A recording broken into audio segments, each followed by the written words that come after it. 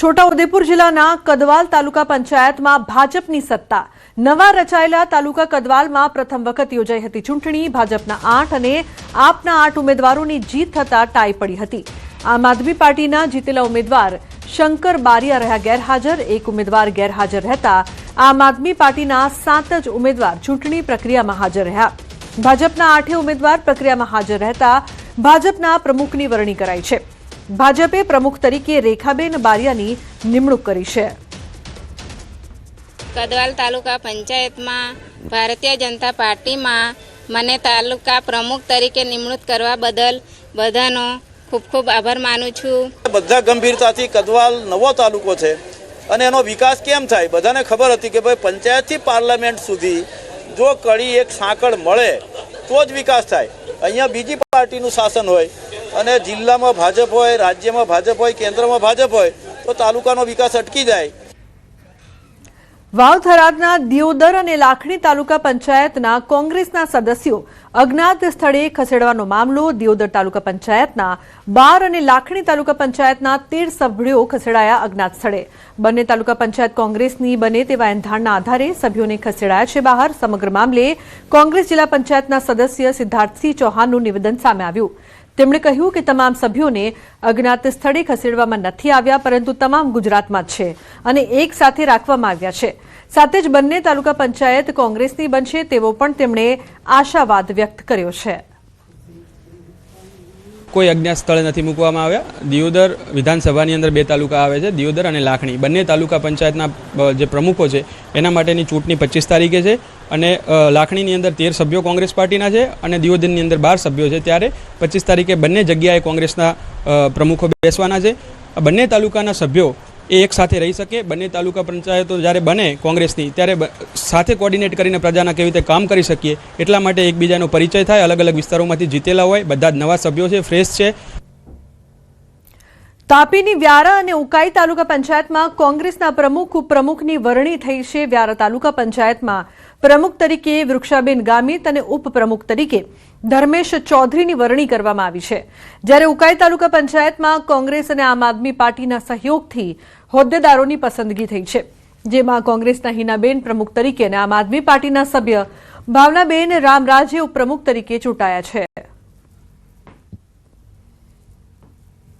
નવનિર્મિત ઉકાઈ તાલુકો છે, ઉકાઈ તાલુકામાં અમે આમ આદમી પાર્ટીના સહયોગથી હિનાબેન જે ધજાંબા બેઠક પરથી જીત્યા છે એ ઉકાઈ તાલુકાના પ્રથમ તાલુકા પંચાયતના પ્રમુખ બન્યા છે અને આમ આદમી પાર્ટીના મારા સહયોગી બેન એ ઉપપ્રમુખ તરીકે એમની પણ વરણી થઈ છે। આમ તાપી જિલ્લામાં 2 તાલુકા પંચાયતમાં આજે કોંગ્રેસનું શાસન સ્થપાઈ ચૂક્યું છે।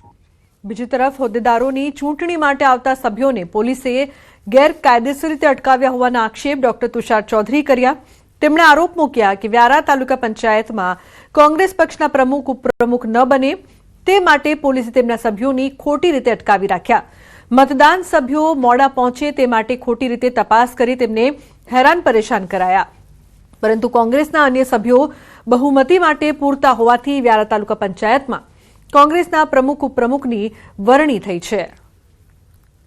અને અમે ત્યાંથી જ્યારે ગંગાધરથી નીકળ્યા ત્યારે પણ આમ કોઈ દિવસ જનરલી ચેકિંગ હોતું નથી, પણ આજે બાજીપુરા જે આઉટ ચેકપોસ્ટ બનાવેલી છે ત્યાં આજે મોટા પોલીસોનો કાફલો, ટ્રાફિક પોલીસનો ત્યાં હાજર હતો અને બધા વાહનોને ફરજિયાત રોકીને ટ્રાફિક જામ કરાવી દીધો, જેથી કરીને અમે ટ્રાફિક જામમાં અમે નીકળી ના શકીએ। એમ યેન કેન પ્રકારે એ લોકોએ કોંગ્રેસના ઉપપ્રમુખને પ્રમુખ ના બને એ રોકવાનો પ્રયત્ન કર્યો છે, પણ લોકો અમારી સાથે છે। સત્યનો વિજય થયો છે, સત્ય આજે જીત્યું છે અને ભારતીય જનતા પાર્ટીએ જે કાવા દાવા કર્યા છે એમાં એ લોકોને નિષ્ફળતા મળી છે। તો મોરબી જિલ્લા પંચાયતની ચૂંટણીના પરિણામો બાદ પ્રમુખ અને ઉપપ્રમુખની વરણી પ્રક્રિયામાં રસપ્રદ રાજકીય ઘટનાક્રમ જોવા મળ્યો છે। જિલ્લા પંચાયતમાં ભાજપ પાસે સ્પષ્ટ બહુમતી હોવા છતાં અનામતના સમીકરણોના કારણે કોંગ્રેસ પાર્ટીને મોટો ફાયદો થયો છે। એસટી અનામત બેઠક માટે નેકનામ સીટ પરથી ચૂંટાયેલા કોંગ્રેસના મહિલા સદસ્ય ગીતાબેન દુબરિયા દ્વારા જ પ્રમુખ પદ માટે એકમાત્ર ફોર્મ ભરવામાં આવ્યું હતું। તેમની સામે અન્ય કોઈ એસટી દાવેદાર ન હોવાથી તેઓ જિલ્લા પંચાયતના પ્રમુખ તરીકે બિનહરીફ ચૂંટાઈ આવ્યા છે। પ્રથમ 2.5 વર્ષ માટે પ્રમુખ પદ કોંગ્રેસના ફાળે ગયું છે। અને અમારી પ્રજાએ મને ચૂંટાવી છે અને હું ખૂબ ખૂબ આભાર એને માનું છું. અને પંકજ ગજરાએ મારા ખૂબ મહેનત કરી છે, એનો બી આભાર માનું છું. અને આગળ હું કામ કરીશ, સારું કામ કરીશ, બસ એ જ મારી આશા. કેવા કેવા કામો કરવા? તો રવિ જોડાયા છે વધુ માહિતી આપવા માટે. રવિ, સમગ્ર મામલે શું વધુ માહિતી?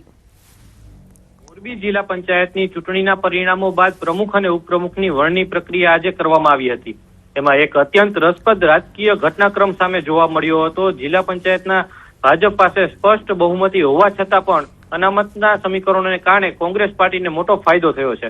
અનામતના ગણિતમાં ભાજપને ધોબી પછાડ મળી છે અને પ્રથમ 2.5 વર્ષમાં તે પ્રમુખ પદે કોંગ્રેસના ફાળે ગયું છે, જેથી ગીતાબેનને કોંગ્રેસના જિલ્લા પંચાયતના પ્રમુખ બનાવવામાં આવ્યા છે. જી બિલકુલ રવિ, આભાર સમગ્ર માહિતી બદલ. તો પ્રથમ 2.5 વર્ષ માટે પ્રમુખ પદ કોંગ્રેસના ફાળે. ગુજરાતમાં વસ્તી ગણતરી 2027ને લઈને વિશ્વ કોળી ઠાકોર સમાજ એકતા મહાસંઘે સામાજિક આર્થિક અને જાતિ આધારિત ગણતરીની ઉગ્ર માંગ ઉઠાવી છે. સંગઠને ઓબીસી સમાજની અલગથી ગણતરી કરવા પર ભાર મૂકતા ભારત સરકારના રજિસ્ટ્રાર જનરલ અને સેન્સસ કમિશનરને સત્તાવાર આવેદનપત્ર પાઠવ્યું છે. ફોર્મમાં ઓબીસી માટે અલગ કોલમ ઉમેરવાની માંગ સાથે દાવો કરવામાં આવ્યો છે કે 1931 પછી ઓબીસી સમાજની સચોટ ગણતરી થઈ નથી. મહાસંઘે જણાવ્યું કે બંધારણીય હક અને અનામતના લાભ માટે અલગ ગણતરી જરૂરી છે, નહીં તો ઓબીસી સમાજ સરકારી યોજનાઓથી વંચિત રહી શકે છે. તો કોંગ્રેસના પ્રવક્તા પાર્થિવરાજ કઠવાડિયાએ ડીઝલને લઈને અગરિયાઓને થતી તકલીફો અંગે વાત કરી. રાજ્યના મીઠા ઉદ્યોગ પર ગંભીર સંકટ ઊભું થયું છે. અંદાજે 50,000થી વધુ લોકો સીધા મીઠાના ઉત્પાદન સાથે જોડાયેલા છે, જ્યારે આડકતરી રીતે 1 લાખથી વધુ લોકોની રોજગારી આ ઉદ્યોગ પર નિર્ભર છે. ડીઝલ ન મળતા મીઠું પકવવાની પ્રક્રિયા અને ટ્રાન્સપોર્ટેશન બંને પર ભારે અસર પડી રહી છે. તેથી તાત્કાલિક ડીઝલ ઉપલબ્ધ કરાવવા અને થયેલા નુકસાનનું વળતર ચૂકવવાની માંગ કરી છે. સાથે જ ડીઝલ પંપ પરથી કોના માટે કેટલા પ્રમાણમાં ડીઝલ ખરીદી રહ્યું છે તેની પણ તપાસ કરવાની માંગ કરી છે. આશરે 60 લાખ ટન જેટલા ઉત્પાદન ઉપર અસર થઈ રહી છે. જો વરસાદ આવી ગયો તો અગરિયાઓને 250 કરોડ રૂપિયાથી પણ વધારેનું નુકસાન થશે. ગુજરાત સરકારને વિનંતી છે કે અગરિયાઓને તાત્કાલિક ડીઝલ ઉપલબ્ધ થાય તેની વ્યવસ્થા કરવી જોઈએ.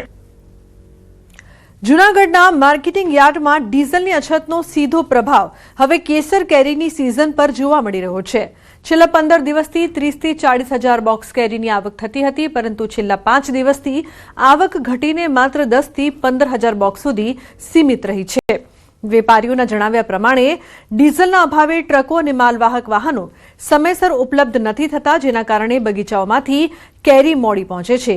આવક ઘટતા સાથે કેરીના ભાવમાં પણ ઘટાડો નોંધાયો છે અને 900થી 1,500 રૂપિયામાં વેચાતી કેરી હવે 600થી 800 રૂપિયામાં વેચાઈ રહી છે.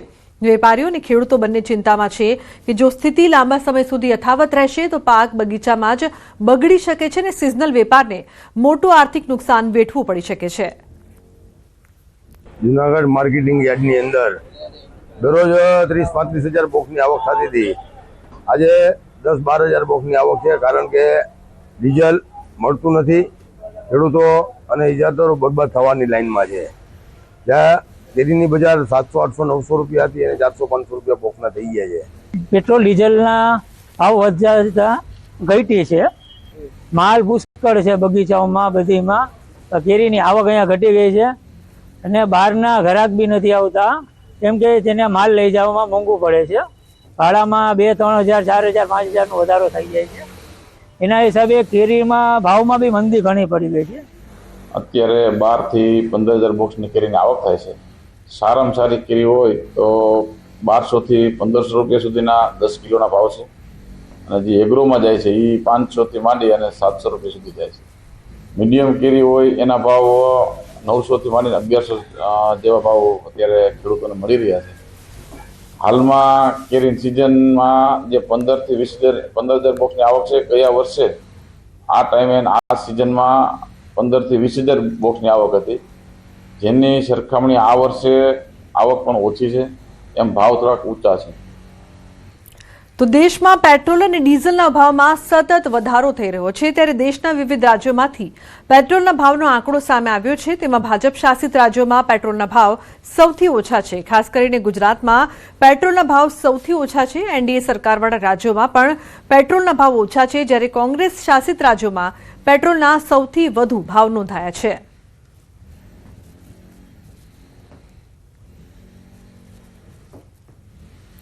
તો હાલ અફવાઓના કારણે કેટલાક પેટ્રોલ પંપ પર પેટ્રોલ અને ડીઝલનો જથ્થો પ્રભાવિત થઈ રહ્યો છે.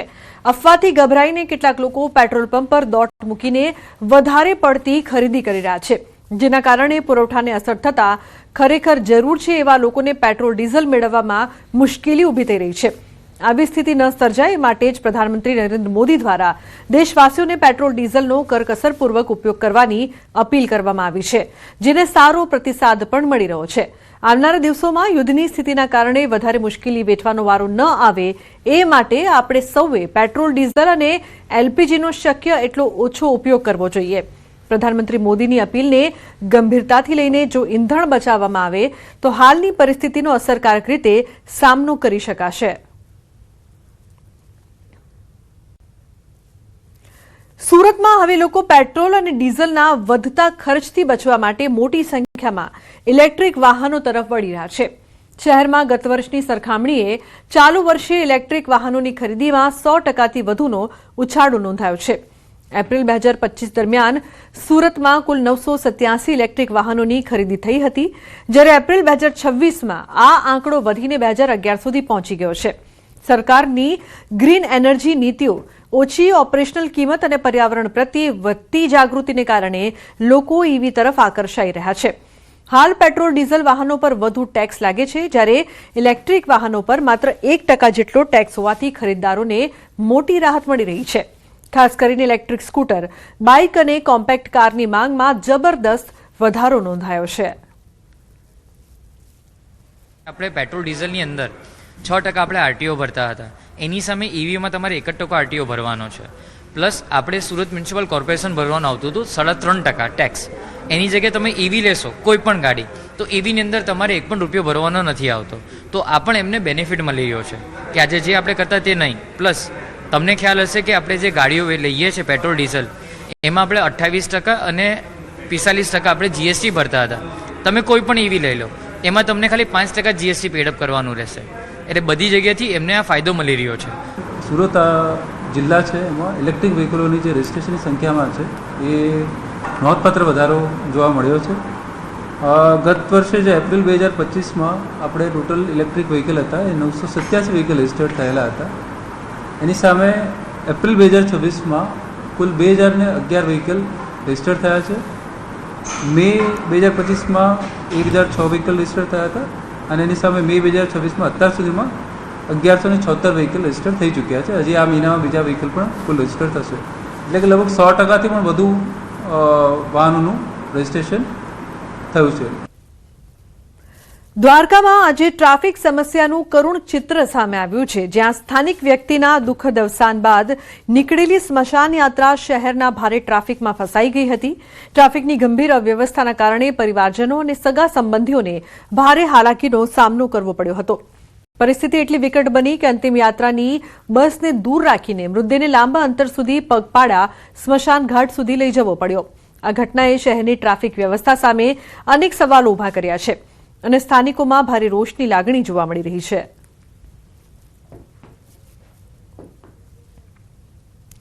સુરેન્દ્રનગર પોલીસની પ્રશંસનીય અને માનવતાભરી કામગીરી સામે આવી છે. પોલીસે વ્યાજખોરોના કબજામાંથી એક પીડિત પરિવારના ₹1 કરોડ અને આશરે 70 તોલા સોનાના દાગીના માત્ર 48 કલાકમાં મુક્ત કરાવીને પરત સોંપ્યા છે. આ પરિવાર છેલ્લા 4 વર્ષથી વ્યાજખોરોના માનસિક ત્રાસનો સામનો કરી રહ્યો હતો અને વ્યાજખોરો તેમના દાગીના પરત આપતા નહોતા, પરંતુ પરિવારે આ અંગે પોલીસને રજૂઆત કરતા જ પોલીસે ત્વરિત કામગીરી કરી હતી. એસપીએ ભોગ બનનાર પરિવારને રૂબરૂ બોલાવીને તેમના દાગીના પરત સોંપતા પરિવારે પોલીસનો આભાર વ્યક્ત કર્યો હતો. સાથે જ એસપીએ અન્ય નાગરિકોને પણ કોઈપણ જાતના ડર વગર વ્યાજખોરોના ત્રાસ સામે પોલીસનો સંપર્ક કરવા અપીલ કરી છે. તો રબારી સાહેબે આ બધું હાથમાં કામ લીધું. રબારી સાહેબનું કામ બહુ સારું છે. 24 કલાક ન થવા દીધું. એમના ટીમે અમને બધી મદદ કરી અને 24 કલાક ન થવા દીધું. અમારું ઘરાણું 70 તોલા અમને અપાવી દીધું છે. એ જ એક જ મિનિટની અંદર જે અરજી આપતા એક જ મિનિટમાં સાહેબે જે પોલીસ ખાતું અમારું જે લીંબડીનો સ્ટાફ પીઆઈ સાહેબ પીએસઆઈ સાહેબ તે આખી ટીમ સમગ્ર લીંબડીની ટીમ મળી અને તે ઝડપથી દોડી અને જે લોકો પાસે અમારા ઘરેણા પડ્યા હતા ત્યાં તે લોકોએ ખૂબ સારી એવી તપાસ કરી અને ખૂબ અમને મદદ કરી અને અમારું જે કંઈ ઘરેણું હતું એ પરત અપાવી દીધું અને તેમના જે કંઈ પૈસા હતા મૂળગા પૈસા જે કંઈ તે લઈ અમને રાજી ખુશીથી એકબીજાનું સમાધાન પણ કરાયું છે. આખો જે પરિવાર છે આ પરિવારને એક તરીકેથી લંબા 4 થી 5 વર્ષથી એ લોકો હેરાન થતા હતા અને આની જે મહિલાઓ હતી અને આને પોતાના દાગીના મળતા નથી હતા અને પોલીસ સ્ટેશન આવ્યા પછી ફક્ત 1 થી 2 દિવસની અંદર તમામ કાર્યવાહી પૂરી થઈ ગઈ છે અને અત્યારે અમે જે આના દાગીના છે એ 70 તોલાના દાગીના અત્યારે આપણા એસપી ઓફિસમાં પરત આપ્યા છે. તો બુલેટિનમાં હાલ રોકાઈશું એક બ્રેક માટે. આપ જોતા રહો ન્યૂઝ 18 ગુજરાત.